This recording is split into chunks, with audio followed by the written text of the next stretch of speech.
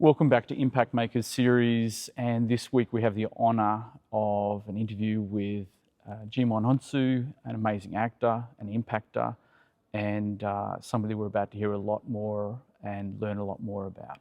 Djimon, you've played some of the most powerful African characters in global cinema. Do you feel representation in Hollywood has genuinely evolved, or has it simply become more visible without becoming more equitable?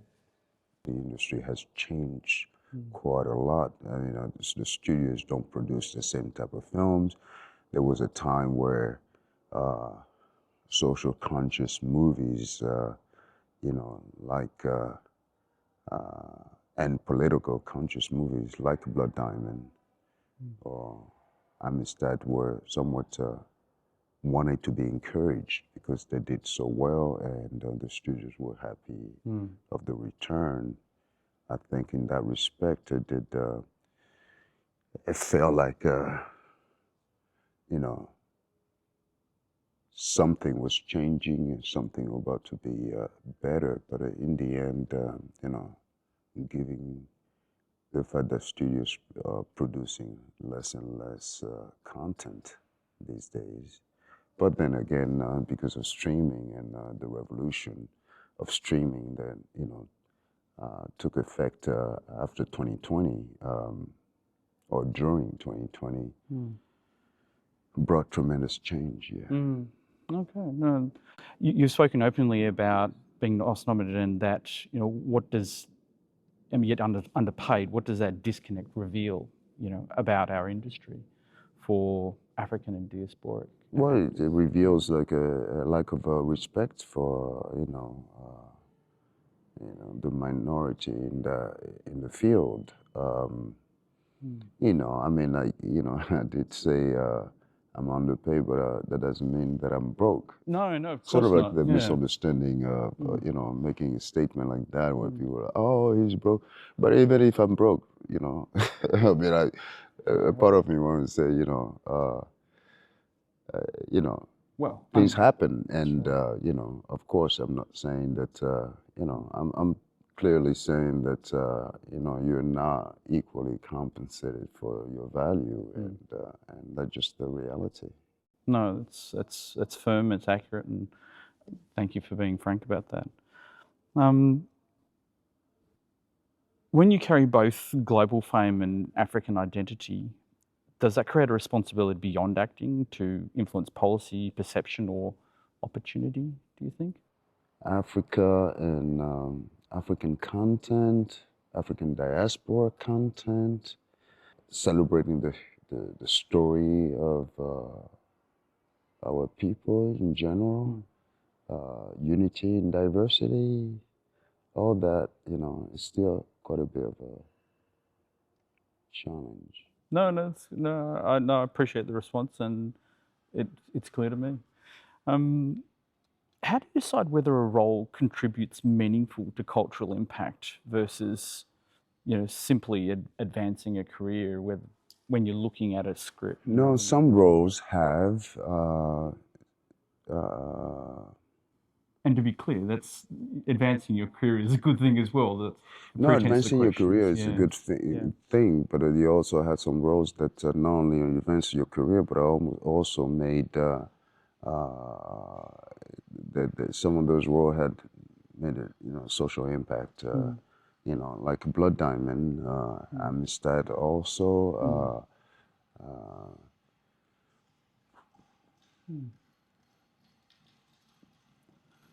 It's certainly one of those things where, like everything on set, you can't choose what happens.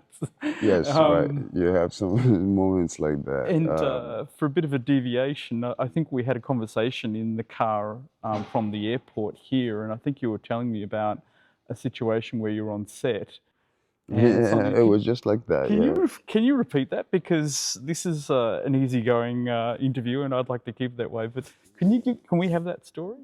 Well, I mean, it was simply very close to what just happened.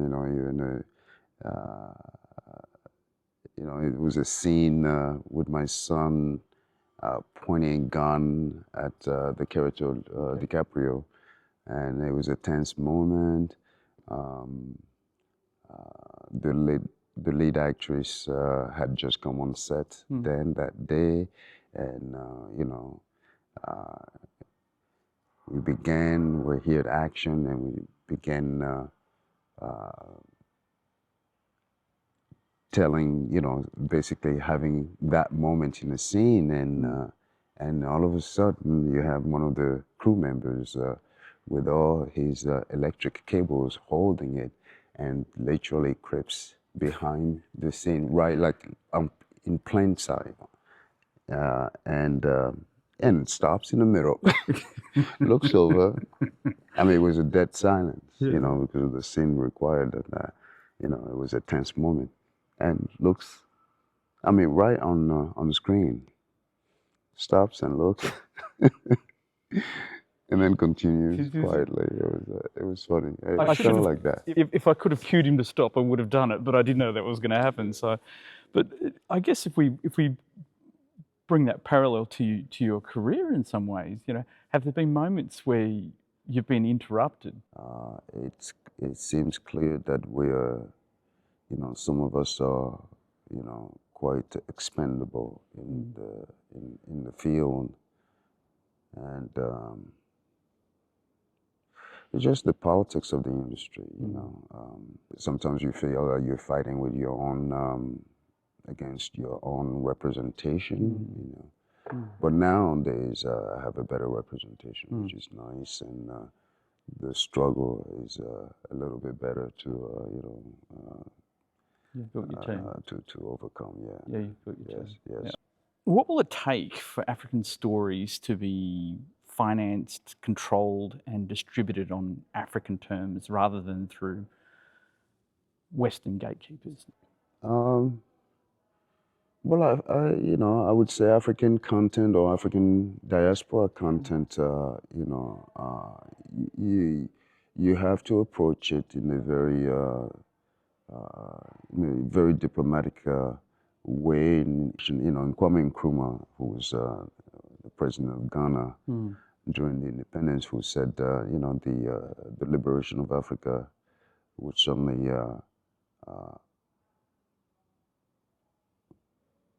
would heavily come through storytelling, through movies, and I think he's got a point in the sense that it's an instrumental. An instrument to promote culture, to promote self-promotion, and affirmation of identity. It's tough to, first finding money to tell your story, but then you have to find ways to distribute that content. And again, it's at the mercy of the West, if you will, if you want that content to be seen and to be, internationally. Africa and its diaspora have limitless stories to tell. I mean, you will almost cease to exist if you don't have means to promote and to tell your stories. And I think the continent of Africa is still struggling with that. The 54 countries within the continent have not understood the importance of allocating, incentives to permeate their historical narratives. And makes it very, very difficult to tell stories.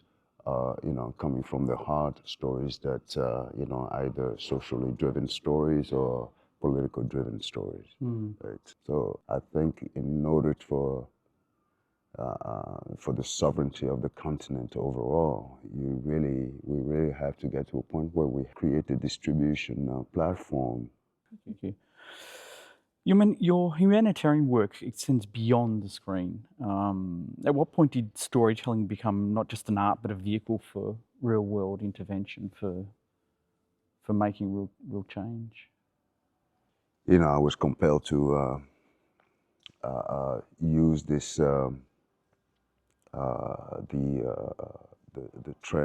triangle of the slave trade to bring about this, to bring about awareness that the history of Afro descendants did not start 400 years ago. It was, much older than that, and at the same time bring about reconciliation, and then of course healing, because there's a tremendous scar. And so my foundation I created to bring about reconciliation and healing, and awareness, the historical awareness about Afro descendants in general. Would you like to expand a little bit more on what you're planning, what your plans are, or what you'd like to achieve with the foundation? Well, it's just trying to transform that triangle of slave trade into a triangle of hope. And we're a spiritual being having a human experience, and if that is the case, then those spirits that preceded us are still around. Africa is such that there are times in your life where you have to pay tribute and some sort of like giving thanks to your family members, or who paved the way for you to be where you are, and celebrating them brings about soulful healing for you to evolve in life. African Americans, we were cut off from some of our cultural practices, and there's tremendous need for reconciliation with the continent of Africa, because all this happened not just with the, some of it happened with the help of the continent itself and its people, who obviously let this happen. Yeah, tough thing to address. And let it happen for far too long, so there's a tremendous need for healing. When future generations look at your body of work, what impact do you hope they see? Artistic, cultural, or structural, or is... Well, I think it would be artistic, and it would also be cultural. I mean, of course, some of those films that I've been in,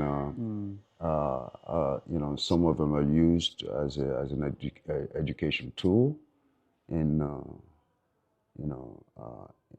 at universities. You would, take for example, Amistad.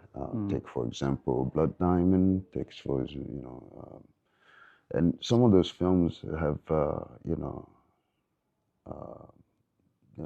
take for example a lighter film like Never Back Down, which had reached a lot of, youth at the time, and I meet men who said they grew up with that film, and that film really, had an impact on them in growing up.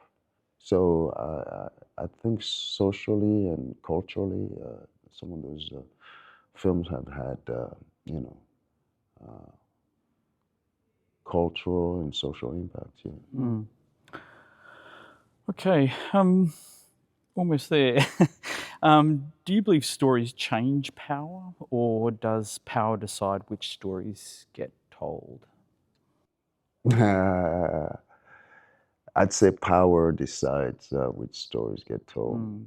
Or if not, so much stories would have been told, from the African diaspora and the continent as well. So power. I would Okay, say. call it how it is. If you could change one structural thing about the global film industry tomorrow, what would it be? I wouldn't say change. I would say bring about. Yeah, and bring about would be the idea of having the freedom to for you know the minority in that field to tell their stories. Yeah, people telling the stories themselves. Yeah, we haven't been able to tell our stories. We're still struggling with that, and we're still struggling to be seen. So I think you will cease to exist if you don't have means to tell your story. And perfect example is Steven Spielberg couldn't, wanting to tell the story of Amistad, for example. He couldn't raise money through the normal channel of the studio backing itself, so he had to use his own money to tell that story. And the business allows you, once you have you acquire that respect, in respect in talking about Ryan Coogler, for example, he would not be able to tell those stories that are close to his heart if he hasn't done Black Panther, for example. That is a more commercial film. Now from that he did Sinners, that are also that was also it became commercial, right? I entered the business and it was not so much about money, but more about the craft and hoping to make an impact and certainly play characters of a great integrity. And, something to be said when you have a dream, to project that dream, and hopefully, the forces of nature help you. They would help you to execute that dream. And I think it's a little bit sort of like how I feel about my career and where I'm at. Also is my last question, but still friendly, of course. I call it coffee of the question. Do you have a question that you want to ask the world? Question that I want to ask or get an answer from the world? Yeah. Well, it will be a question of existence. Why not? And why can I, exist? It's powerful. Why is it that I, as the first people that represent humanity, why can my story be told? It's a very poignant question, and it's one that I'd love to leave this interview on, to be honest. Why can my story be told? Why can I not be? Why can I be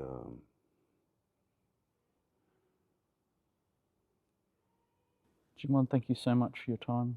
Thank you for this interview. I'm going to leave that one with you, and I'll ask you again in a couple of years' time. Well, let's leave it at that for now. Yeah. I think it's Yeah. Djimon, you are an impact maker. well, I hope so. I hope so.